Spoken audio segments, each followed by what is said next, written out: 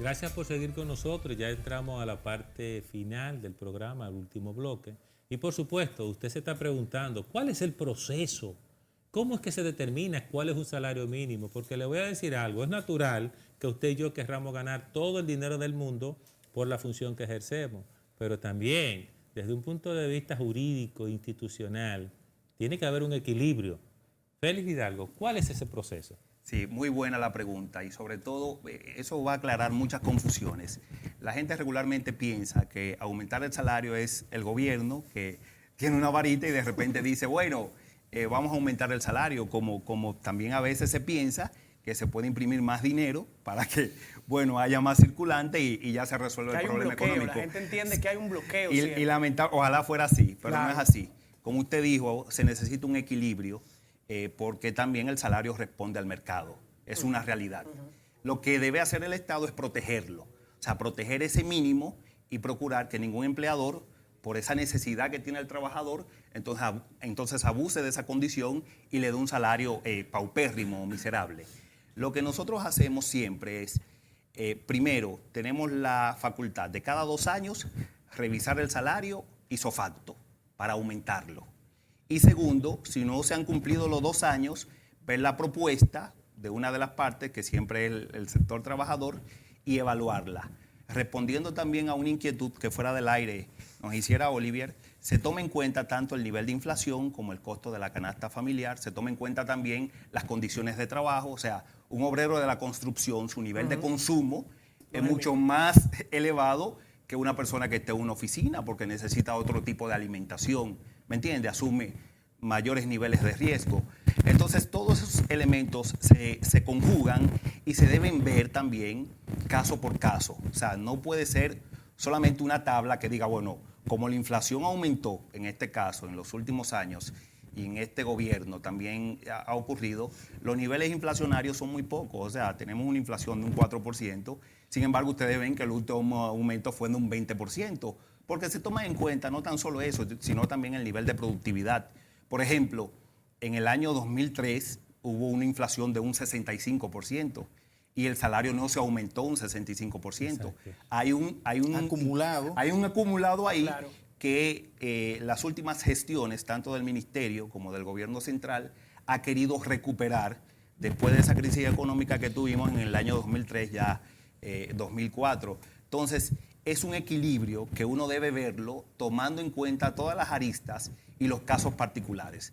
Tanto el sector empleador como el sector trabajador tienen voz y voto en eso, y el sector oficial, sector gobierno también, en caso de que haya un tranque, entonces asume una posición que en muchos de los casos no deja contenta a las dos partes en sus pretensiones, pero que equilibra en base a esa información que tenemos y le da una salida a esa necesidad que tienen los trabajadores de que el salario se aumente. Una de las motivaciones de conflicto probable para el próximo Comité Nacional de Salario va a ser el tema de la reclasificación. Cuando hablamos hace un ratito, muy claramente decía cómo está la clasificación actual. Entonces, partiendo de ese marco, Félix, ¿cómo le podemos decir sencillamente a la población lo que significa la reclasificación y cuál pudiera ser el impacto en materia salarial? Víctor es un hombre muy informado, me doy cuenta. Y fíjese, hace ya varios años, desde que asumimos, el sector empleador nos está proponiendo una modificación a las categorías que tenemos nosotros en cuanto a la subdivisión del no sectorizado por el monto y el manejo en términos de dinero que tienen las empresas. Eso es en el marco de la ley 187-17, que establece como microempresa aquellas empresas que tienen de 1 a 10 trabajadores y tienen ventas hasta 8 millones de pesos anuales. De 11 a 50 trabajadores, entonces, como pequeña empresa, siempre y cuando su volumen de venta no pase de 54 millones de pesos. Y como empresa mediana, entonces, tienen a los trabajadores de más de 51 hasta 150 trabajadores y ventas hasta 202 millones de pesos. Se ha querido interpretar que esa clasificación debe de una vez adaptarse al tema de la categoría salarial. Y los sindicatos y las centrales sindicales nos han advertido con mucha razón que eso significaría una reducción del salario mínimo. lo cual, hablando en términos razonables, nadie quiere.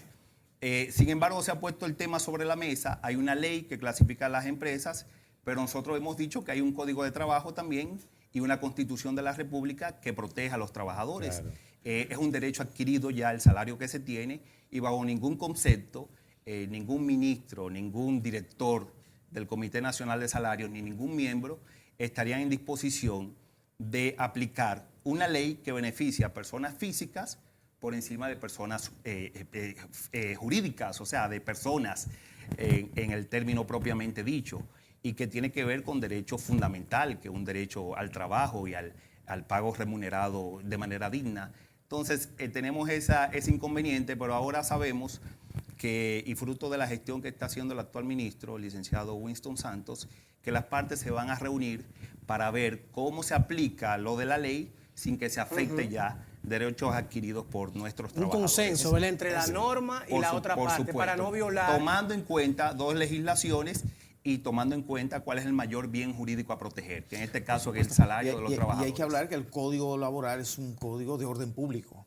Por Así supuesto, es. y el salario mínimo también. Exactamente, De entonces orden ahí hay que ponerse de acuerdo de tal manera que no se afecte a la mayoría, porque además la paz social tiene un valor fundamental y ha sido un punto clave del gobierno del presidente Danilo Medina, porque no ha habido huelgas en la República Dominicana motivada por el tema de salario. No, y en ese mismo tenor, disculpa, Víctor, ahorita mencionábamos el salario mínimo, que está en 15.400. Sector no sectorizado, exactamente. Y mencionábamos que se toma como referencia la canasta básica nacional, que ahora mismo, según el Banco Central, está en 28.000, de 28.000 a 30.000 pesos, la nacional. Sí, la genérica. Para tomar en cuenta el mínimo, exactamente. Pero la pregunta ahora es, este riflazo es para ti, Félix. ¿Tú entiendes como director del Comité Nacional de Salarios que es cónsono ese salario mínimo de 15.400 con una canasta básica que el Banco Central, la institución del Estado que tiene que ver con la parte económica, está diciendo que es de 29.000, 30.000, 28.000 pesos para una familia? ¿Tú entiendes que hay un match ahí, que no hay una disparidad? Sí. Bueno, primero una aclaración. Es una inquietud que la tiene mucha gente y nos las plantean a cada instante. Se toma en cuenta no tan solo el ingreso de una de las personas, sino de todos los miembros de la familia. ¿Me entiendes? Para el hogar. Sí, no es un miembro, no es un miembro. O sea, estamos hablando de dos miembros aportando. Cuando tú ves 28.000 pesos y dices, mira, la gente, el televidente se va. Y yo gano 15. No, y él me da los 13. Y donde tú y esa discusión, el televidente dice, no, porque con 15 yo no llego a 29. ¿Sabes cómo yo acabo de interpretar eso que tú Increíble. dices? Como una guía de lo que debería ser una finanza familiar. Y por otro lado, porque también, o sea, todo el mundo piensa que el salario mínimo en República Dominicana es sumamente bajo. Realmente es un salario que tiene ciertas características como una economía subdesarrollada. Claro. Y nos encontramos en ese desafío. Y he dicho que el gobierno de la República del licenciado Danilo Medina quiere ya ir cerrando esa brecha que tuvimos años atrás, fruto de la crisis, donde la inflación 2008, claro. 2003, 2004, llegó a un 65%, y poco a poco lo estamos logrando. Eso es lo bueno. Pero también en términos particulares, yo lo decía en una entrevista el otro día para una revista que salió, mucha gente piensa que los salarios son muy bajos hasta que deciden hacer un emprendimiento. Inmediatamente hacen un emprendimiento, tienen alguna empresa, vienen y dicen, pero Félix, estos salarios están muy elevados. O sea, es un tema donde tú tienes que ver las dos caras de la moneda y tienes que entender que los dos forman parte del sistema productivo nacional. De nada te vale tú imponer un salario muy alto y que las empresas quiebren. Ya o sea, sabes. se necesitan. Y lo bueno de esto es que gracias al Ministerio de Trabajo, las partes han entendido que esta dinámica donde ellos protegen sus intereses no puede destruir a ninguna de las dos partes, porque el trabajador necesita al empleador y el empleador necesita al trabajador. Una conciliación Y esa total. conciencia, ese puente que se está haciendo ahí, es una responsabilidad de las actuales autoridades del Ministerio Con de Trabajo. todo el respeto que merecen nuestros de la audiencia, yo quiero decir algo. No hay salario que resista una finanza desordenada a nivel, vamos a decir, local. Usted no puede tener, por ejemplo, más de 2 hijos, no tenga 3. Entonces, cuando usted razona Usted puede ganar todo lo que usted pueda ganar, pero lo que usted va a hacer con lo que usted genera como ingreso va a depender de su estilo de vida. Y eso hay que ajustarlo también a la realidad. No, y el ser humano por naturaleza, Manuel, tiene algo y cuando tú lo Quiere adquieres y lo más. logras, entonces no te da porque ya tú estás aspirando a otro nivel. Usted sabe, o sea que Eso eso, es así. el No ser es humano muy es así. personal, aunque por supuesto nosotros como nación necesitamos ciertos ajustes, entre ellos la inversión que se está haciendo en la educación, porque está demostrado que mientras más educado es un pueblo, Sí. mejor maneja su finanza, mejor maneja su vida, mejor planifica su vida. Totalmente. Eso es muy importante, eso es parte de lo que se llama el salario real. Los sistemas públicos en República Dominicana, gracias a las políticas que se están impulsando, te está garantizando entonces jornada extendida para tus hijos, un sistema de salud que está Exacto. funcionando. O sea, esos son parte de esa compensación social que necesita el trabajador. El tema del tránsito. El tema del costo tránsito, de las líneas del metro. O sea, en definitiva, se están haciendo cosas que está beneficiando al trabajador de manera indirecta. Y no pero se que ven. no se ven, pero que le aumenta el salario, lo que los economistas llaman salario real. Por ejemplo, cuando usted calcula que con 20 pesos usted se mueve del kilómetro 9 de la autopista Duarte al megacentro de allá de la zona oriental. Y cuidado. Usted tiene que recordar que usted hacía eso posiblemente con 75 pesos. Por supuesto. O sea, esas son las cosas que está enseñando. No, y en el Félix Ministerio de Educación, Hidalgo. que tú tienes un niño y ya tú no tienes excusa para no inscribirlo.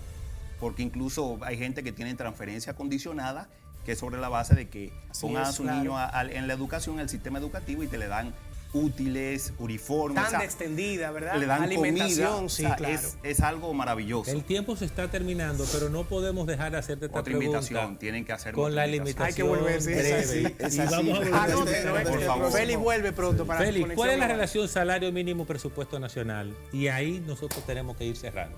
Salario mínimo, bueno, en ese caso usted estaría hablando del sector Público. Sí, ese dato no lo manejo del todo, tengo que ser honesto, porque nuestro ámbito es el sector privado. Pero yo estaba leyendo un estudio que hizo el Banco Central acerca del peso, del peso del salario salarial de cara al presupuesto y de cara al Producto Interno Bruto. Y República Dominicana es uno de los países que menos gasta de su presupuesto en salario, contrario a lo que se dice muchas veces por ahí. Exacto. O sea, la carga es mínima comparado con otros países de la región. Wow. Ok. Buen dato Bueno, ese para sacarlo excelente. también. Con este dato nosotros despedimos Conexión Global RD, recordándole que el próximo domingo a las 3 de la tarde estaremos conectando con todo el mundo desde República Dominicana y con usted. Gracias por acompañarnos. Gracias, Félix, por venir. Félix, gracias. Siempre. Gracias a ustedes.